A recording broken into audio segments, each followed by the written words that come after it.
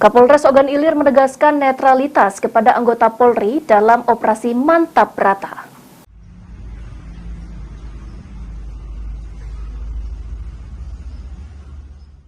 Pemeriksaan kegiatan apel siaga operasi Mantap Brata 2023-2024 dilakukan Polres Ogan Ilir.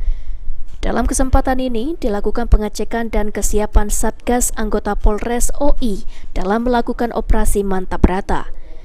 Hal ini sebagai bentuk pengendalian dan pengawasan melekat terhadap semua Satgas yang ada dalam operasi.